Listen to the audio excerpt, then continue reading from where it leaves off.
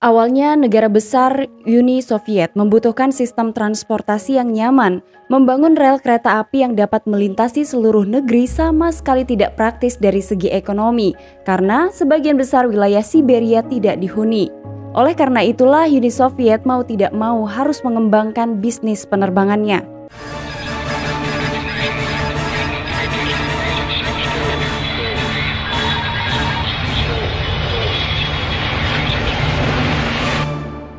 Assalamualaikum warahmatullahi wabarakatuh. Hai, halo Delvers. Selamat datang di channel Tamara Delv yang akan membahas mengenai sejarah dari maskapai Aeroflot. Aeroflot didirikan segera setelah Perang Saudara selesai, tepatnya pada Februari 1923. Awalnya merupakan sebuah komunitas penerbangan. Barulah sekitar tahun 1930-an, maskapai itu berubah nama menjadi Aeroflot. Beberapa saat setelah ganti nama, kemudian maskapai ini memulai bisnis penerbangan internasionalnya. Rute pertamanya adalah Königsberg di Jerman. Awalnya pesawat-pesawat yang digunakan oleh Aeroflot adalah pesawat-pesawat yang dirancang oleh Jerman. Tapi kemudian beberapa tahun setelahnya, semenjak Uni Soviet membuat pesawat-pesawatnya sendiri, mulailah Aeroflot juga menggunakan pesawat buatan Uni Soviet. Sejak didirikannya Uni Soviet, bandara-bandara sipil mulai dibuka atau dioperasikan. Bandara utamanya ketika itu dibuka di dekat stasiun metro atau kereta bawah tanah bernama Aeroport. Aeroflot sendiri mengalami kemajuan yang cukup pesat. Bahkan saat itu mereka bukan hanya menerbangkan pesawat-pesawat untuk komersial saja, tapi juga dalam beberapa operasi. Seperti diantaranya adalah pekerjaan penyelamatan udara, layanan ambulans terbang, kemudian penyemprotan tanaman survei udara, dan beberapa lainnya. Setelah selama beberapa tahun mengalami kesuksesan, Perang Dunia Kedua justru berdampak fatal pada maskapai tersebut, di mana rute sipil untuk penerbangan ke Eropa sama sekali lumpuh. Semenjak saat itu seluruh staf dari Aeroflot dialihkan ke dalam dinas militer. Banyak pilot, navigator, flight engineer atau teknisi harus bekerja di militer Uni Soviet. Saat itu Aeroflot sudah memiliki sekitar 2.000 pesawat, namun 410 diantaranya rusak pasca Perang Dunia Kedua. Yang lebih parah adalah penerbangan komersial dari Aeroflot sangat-sangat terganggu karena Perang Dunia Kedua. Pada akhir tahun 1946, Aeroflot memiliki lebih dari 3.100 pesawat, termasuk beberapa pesawatnya merupakan hasil rampasan perang dari Jerman. Sementara armada sipil milik Aeroflot sendiri awalnya hanyalah pesawat-pesawat kecil. Setelah Perang Dunia Kedua, IL-2 dan AN-2 mulai juga digunakan oleh Aeroflot. Saat era jet muncul, usai Perang Dunia Kedua, Aeroflot sekitar tahun 1950-an mulai ikut menggunakan atau mengembangkan penerbangan dengan jet-jet modern. Kala itu Soviet mulai merancang Tu-104 dan Tu-144. Tupolev Tu-144 sendiri merupakan sebuah pesawat yang terkenal karena pesawat itu berukuran besar dan mampu mengangkut banyak penumpang. Namun setelah dibuatnya IL-62, Tu-144 sudah tidak digunakan lagi. Pada tahun 1960, Aeroflot memiliki sebuah slogan yang terkenal, yaitu terbanglah bersama Aeroflot. Tapi ternyata slogan itu sering kali dibuat bahan leluconan. Ketika itu sebenarnya tidak ada lagi maskapai selain Aeroflot di Uni Soviet. Jadi orang-orang tidak mungkin terbang dengan maskapai lain. Tapi slogan itu justru dibuat sebetulnya karena mereka berusaha meyakinkan masyarakat supaya masyarakat di Uni Soviet lebih memilih untuk menggunakan transportasi udara atau pesawat daripada transportasi darat, yaitu kereta. Di tahun 1980, Aeroflot menjadi maskapai resmi untuk Olimpiade Musim Panas Moskow. Maskapai itu bahkan muncul dalam sejumlah film internasional. Masih di tahun 1980-an, saat itu ternyata Aeroflot terkenal karena mampu membawa penumpang sejumlah 120 juta orang per tahunnya. Bahkan sampai saat ini, tidak ada satupun maskapai yang menandingi rekor tersebut. Di akhir tahun 1980-an menjelang Uni Soviet runtuh, Aeroflot diketahui memiliki 1.300 armada pesawat yang terdiri dari pesawat wide body dan juga narrow body. Maskapai Aeroflot ini terus berkembang, bahkan di tahun 1990 mereka mampu membawa 138 juta penumpang atau 15% dari semua lalu lintas udara sipil di muka bumi. Kemudian setelah Uni Soviet runtuh di tahun 1991, Aeroflot resmi berganti nama menjadi Aeroflot Russian International Airlines. Dan 1 tahun setelahnya maskapai ini resmi menjadi milik pemerintah Rusia. Kesuksesan dari maskapai Aeroflot tentu saja tidak bisa dicapai tanpa bantuan dari para pramugarinya. Ada informasi-informasi unik mengenai pramugari-pramugari dari Aeroflot karena ternyata rekrutmen untuk menjadi seorang pramugari Aeroflot di tahun 1960-an ini cukup sulit, di mana syaratnya adalah mereka haruslah wanita muda, cantik, bugar, tingginya tidak boleh lebih dari 162 cm dan berat badannya tidak boleh lebih dari 52 kg.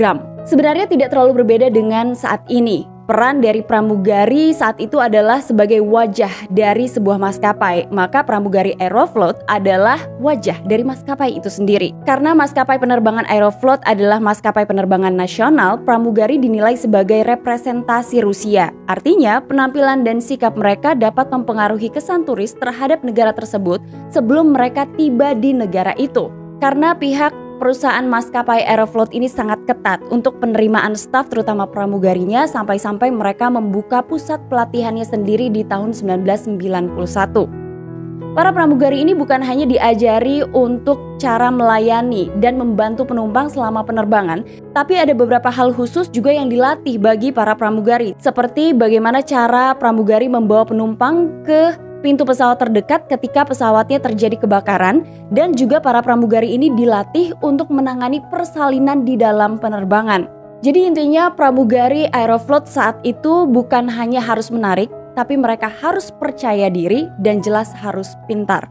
Membahas mengenai Aeroflot, lalu bagaimana hubungan antara Aeroflot dengan Indonesia? Nah, sebenarnya Aeroflot ini menerbangkan pesawat-pesawat IL-18-nya di tahun 1961 dengan rute Bandara Sheremetyevo di Moskow menuju ke Bandara Kemayoran, Jakarta. Penggunaan IL-18 di Asia, kemudian di Afrika dan juga di Amerika dinilai lebih efisien daripada pesawat komersial jet generasi seperti TU-104 karena pesawat TU-104 sendiri terkenal untuk penerbangan rute jarak pendek. Itulah kenapa pilihan dari maskapai Aeroflot untuk terbang dengan rute Moskow menuju ke Jakarta menggunakan IL-18. Penerbangan dari Moskow menuju ke Jakarta ini dalam 1 minggu hanya ada 1 kali, yaitu tepatnya hari Rabu.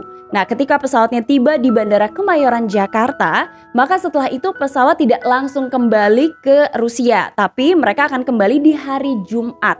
Perjalanannya sendiri akan ditempuh kurang lebih selama 24 sampai 26 jam. Setelah IL-62 hadir pada tahun 1970-an, dan cukup efisien untuk penerbangan internasional, IL-18 segera diganti dengan IL-62. Aeroflot sendiri masih melayani rute penerbangan dari Rusia menuju ke Indonesia atau tepatnya ke Jakarta, tapi tidak lagi mendarat di Bandara Kemayoran, Jakarta, melainkan di Bandara Soekarno-Hatta, Tangerang, Banten. Ketika Uni Soviet runtuh, negara itu mulai menggunakan pesawat-pesawat dari negara barat seperti Airbus dan juga Boeing. Nah, setelah mengalami keruntuhan dan saat itu juga maskapai Aeroflot masih menerbangkan pesawat dari Rusia menuju ke Indonesia. Namun setelah adanya krisis keuangan di Asia antara tahun 1997 sampai 1998, maskapai itu tidak lagi mendarat di Jakarta, Indonesia. Aeroflot kemudian mulai terbang lagi ke Jakarta di tahun 2018 dengan menggunakan pesawat-pesawat asing seperti Airbus dan juga Boeing. Maskapai Aeroflot akhirnya kembali lagi dengan rute Indonesia dari Rusia, tapi mereka tidak lagi menggunakan pesawat-pesawat asli dari Uni Soviet ataupun Rusia. Kadangkala mereka akan terbang dengan menggunakan Airbus dan Boeing menuju ke Indonesia. Tapi pesawat itu tidak lagi mendarat di Jakarta, melainkan mendarat di Bali atau di Bandara I Gusti Ngurah Rai Bali. Informasi terbaru sekitar tahun 2020 di tengah pandemi virus corona COVID, Aeroflot Group mengoperasikan 283 rute terjadwal ke 56 negara di seluruh dunia dengan total 30,2 juta penumpang menggunakan 342 pesawat. Nah, ada lagi informasi mengenai dampak dari krisis yang dialami Rusia atau Ukraina beberapa waktu yang lalu. Ternyata maskapai Aeroflot salah satu yang terdampak. Karena akibat krisis dua negara itu, maskapai Aeroflot ini menjadi salah satu maskapai yang tidak boleh terbang ke beberapa negara. Nah, itulah Delvers, sejarah singkat mengenai Aeroflot, maskapai dari Rusia. Kalau kemarin-kemarin aku pernah bahas maskapai Air Koryo, saat ini aku bahas maskapai Rusia sesuai dengan request kalian yang penasaran gimana sih maskapai pertama di Rusia. Kalau kalian mau menambahkan informasi boleh banget di kolom komentar. Apa aku harus baca komen ya? Kita langsung aja deh bacain komen. Komen yang pertama adalah dari Kak Belzita. Assalamualaikum warahmatullahi wabarakatuh. Waalaikumsalam. Saya adalah subscriber baru channel Tamara Delf dari Terengganu, Malaysia. Halo kakak, terima kasih. Pertama kali saya ikut channel ini, saya terus jatuh hati karena bukan sekedar info, tapi ilmu yang berguna. Penyampaiannya jelas, bahasa mudah difahami. Selain dari keayuan Tamara Delf itu sendiri, antara daya penarik menonton channel ini, tahniah. Semoga terus sukses. Cuman kenapa awak tak pernah memilih komen-komen dari peminat dari seberang sini, sedangkan Delvers dari Malaysia cukup ramai. Sekedar bertanya, terima kasih. Sebenarnya sering banget kak, cuman mungkin waktu itu kakak belum nonton ya. Dan yang kedua adalah dari Kavina Febriana. Hai Kak Tamara, hai Kavina, aku subscriber baru nih, channelnya bagus jadi tambah ilmu baru. Mengulasnya lengkap dengan bahasa yang mudah dipahami. Semoga video di playlist, semua video di playlist sudah habis kutonton semua, apalagi yang samar bikin bulu kuduk merinding semua. Padahal dengerinnya siang-siang. Semangat terus buat kontennya ya kak, good luck. Terima kasih banyak Kak Vina. Terima kasih juga untuk kalian yang sudah subscribe, sudah tekan tombol like-nya sama notifikasinya. Jangan lupa nonton video berikutnya ya. Sampai ketemu lagi. Assalamualaikum warahmatullahi wabarakatuh. Bye bye. Tal bagi Aeroflot. Aeroflot.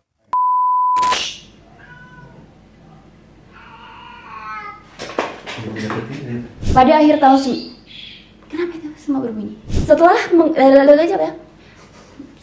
setelah sakit tuh ya. Tapi pesawat salah. Melainkan mendarat di Bali.